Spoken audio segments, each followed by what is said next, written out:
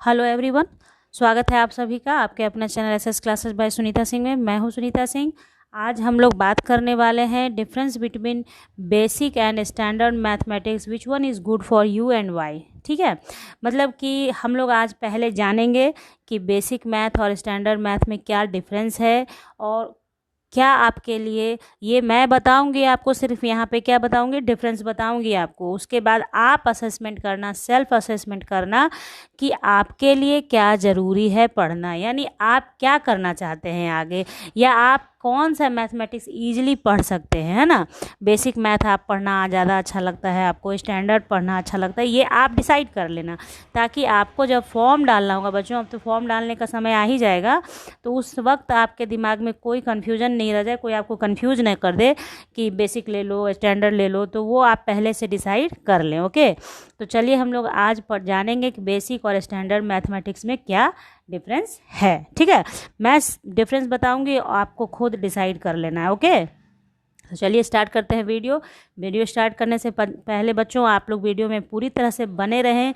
Video बहुत interesting होगा, आपके लिए यूज़फुल होगा। इंटरेस्टिंग मतलब इसमें डांस तो दिखाया नहीं जाएगा कि इंटरेस्टिंग होगा, मतलब यूज़फुल होगा आपके लिए कि आप बेसिक और स्टैंडर्ड मैथ को समझ पाएंगे और आप डिसाइड करने में आपको आसानी हो जाएगी। ठीक है, तो अंत तक वीडियो में बने रहें, देखें, समझें, परखें और तब डिसाइड करें। ओके, तो चलिए स्टार्ट करते हैं अपना वीडियो। ओके, और अच्छा लगे तो लाइक शेयर भी कर दीजिएगा और सब्सक्राइब तो पक्का कर लेना बच्चों। ओके, तो चलिए देखिए, सबसे पहली बात कि स्टैंडर्ड मैथ किनको पढ़ना चाहिए। तो देखिए यहाँ पे लिखा है कि स्टैंडर्ड मैथ उनके लिए है जो standard exam is meant for student who wish to study mathematics in higher classes.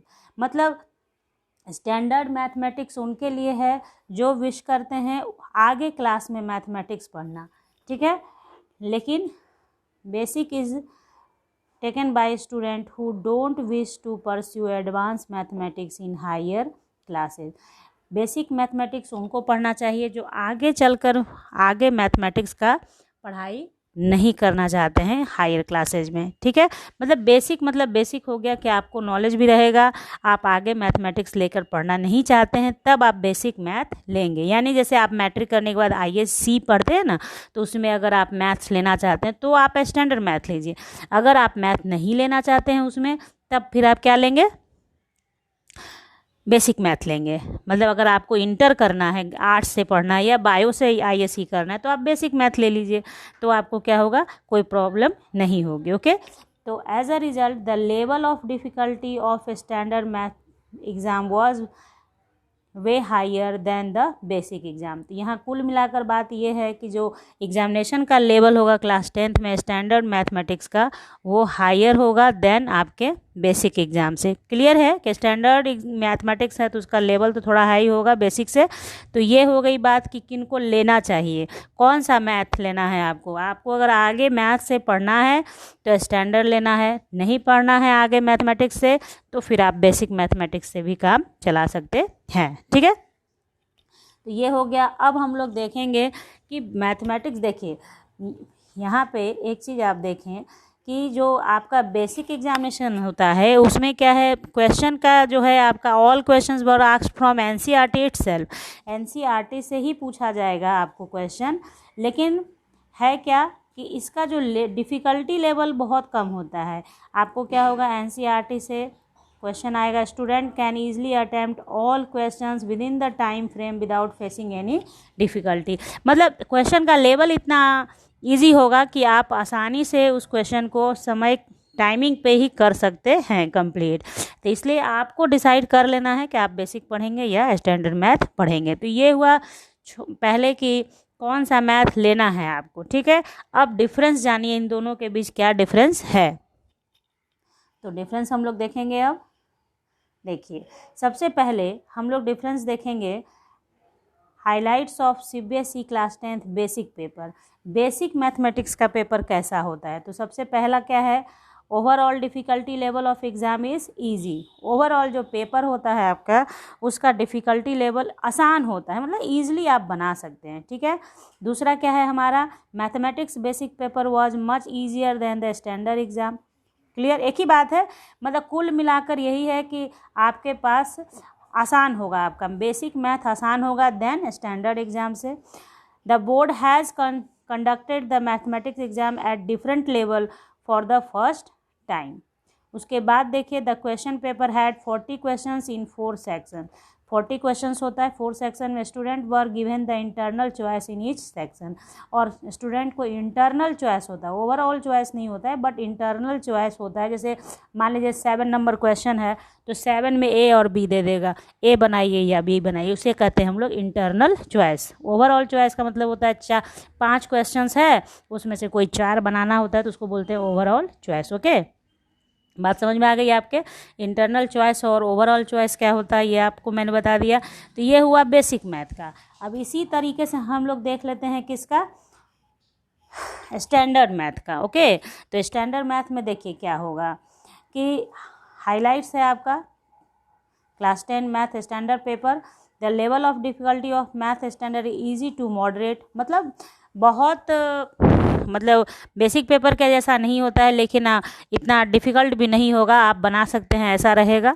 उसके बाद देखिए क्या है, question paper had 40 questions, 40 questions होंगे each and carry total weightage of 40 marks. Total weightage कितना होता है, 40 क्वेश्चंस होते हैं और वेटेज होता है 80 मार्क्स का। 80 मार्क्स का आपका पेपर लिया जाता है, 20 मार्क्स इंटरनल असेसमेंट से आता है, ये तो आपको पता ही है, ठीक है।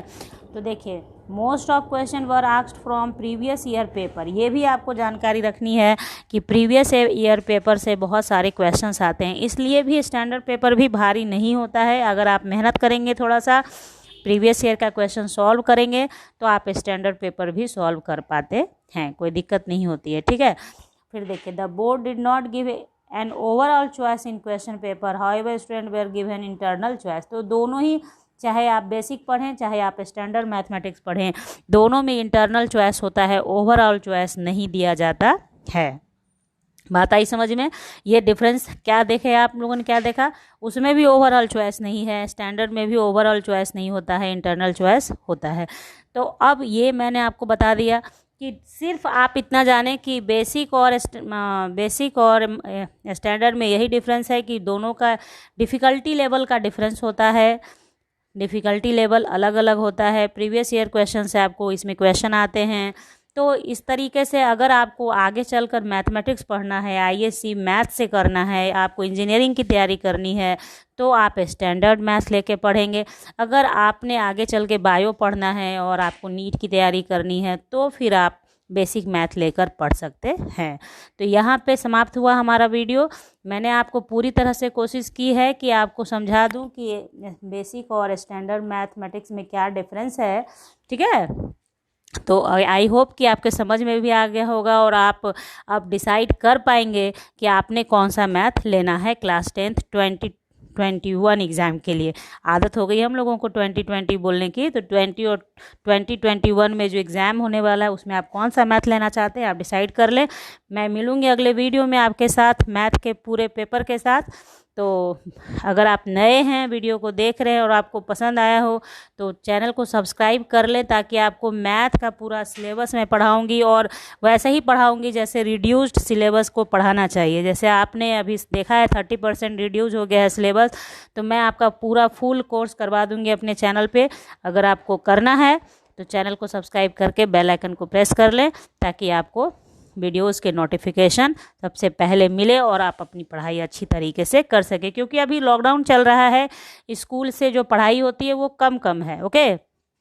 तो थोड़ा आपको हेल्प मिल जाएगा वीडियो से। तो चलिए मिलते हैं नेक्स्ट वीडियो में नेक्स्ट टॉपिक के साथ। तब तक के लिए bye, thank you, take care, have a nice day.